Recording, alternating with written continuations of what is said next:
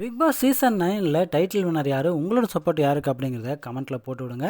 11-12 வாரங்களாக வெளி உலகத்துலேருந்து யாரையுமே சந்திக்காத ஹவுஸ்மேட்ஸ் அவங்கவுங்க ஃபேமிலி மெம்பர்ஸ்லாம் வரும்போது செம ஹாப்பியாக இருந்தாங்க. குறிப்பாக சண்டை போடாமல் இருந்திருப்பாங்க. குறிப்பாக சபரியோட ஃபேமிலி வரும்போது எல்லாருமே ஜாலியாக என்ஜாய் பண்ணியிருப்பாங்க. சபரியோட அம்மா எல்லாரு கூடயும் சகஜமாக பேசுனது பார்க்குறதுக்கே அருமையாக இருந்துச்சு. அதுவும் கமருதீன் கிட்ட பேசின விஷயங்கள் எல்லாமே ஹார்ட் டச்சிங்காக இருந்துச்சு. கமருதீன் பிக் பாஸுக்குள்ளே வர்றதுக்கு முன்னாடி தான் ஒரு சில மாதங்களுக்கு முன்னாடி அவங்க அம்மா இறந்துருப்பாங்க. இதை கேட்டதுமே சபரியோட அம்மா வருத்தப்படாதீங்க, கேட்டதுமே வருத்தமாக இருந்துச்சு.